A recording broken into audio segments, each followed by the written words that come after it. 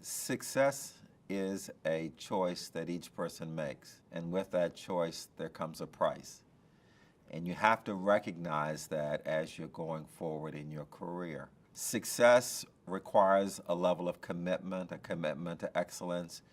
You have to determine how much is it going to cost me to be successful, and then am I willing to pay that price? So I think for each person, you have to sort of figure that out along the way. Very early in my career in the federal government, I made a decision that I was going to be a senior executive. I made a decision that I was going to have a very senior role in a federal organization. And with that, then, it started to put in place a series of things that I decided I would do.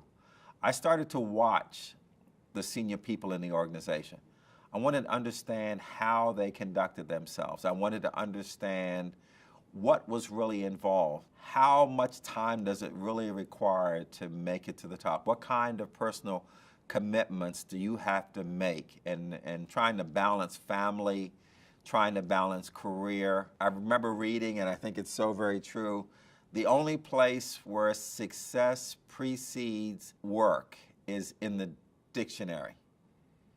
So with that, there's a lot of work that goes into being successful. And part of that is recognizing that you learn, probably the most you learn about success is you learn really about yourself. You really have to begin to understand yourself, understand what motivates you, understand how you perform in different environments, understand the kind of assignments that you like and those that you don't.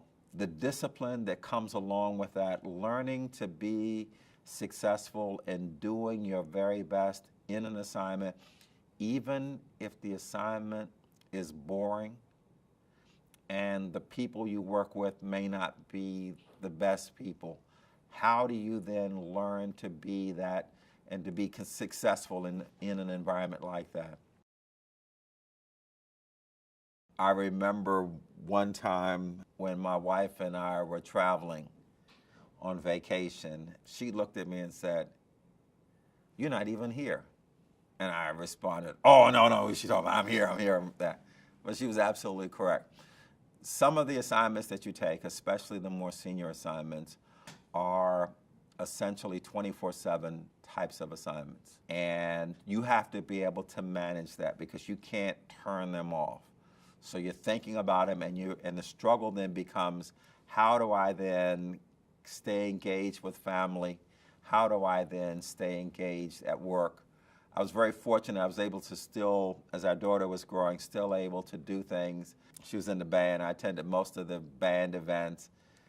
She was in the Girl Scouts, so I went camping with them out on the camp and out on canoeing on the Potomac. So you have to be very strategic. You have to sort of pick and choose how you engage. When she was younger, I would come and spend time with her, and then I would pick up the work after she went to bed.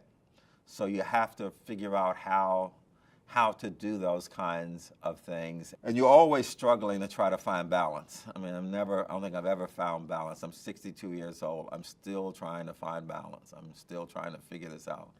It's like riding a bike. Every time you're on a bike, you lean to the left, and then you have to quickly lean to the right, because if you don't, you'll fall over.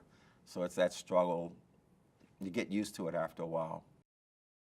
Well, I think anyone coming from the federal government to Deloitte will find it to be very refreshing. Deloitte is a great place.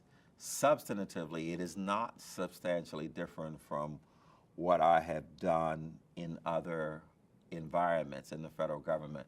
What is the most challenging aspect of Deloitte is learning the matrix partnership. We do things so very, very differently here in terms of how we do.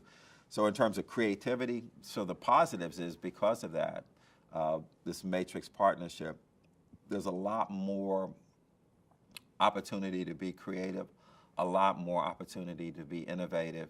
But it's like coming into any new organization. I've learned, having moved to several different organizations. One of the first things you have to do is pay attention and learn the organization's rhythm.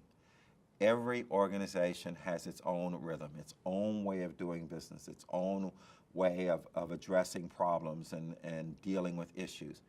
So the most critical thing is to, coming into Deloitte, is to pay attention to how we work, what we do, learn the rhythm. Once you learn the rhythm, the transition becomes child's play.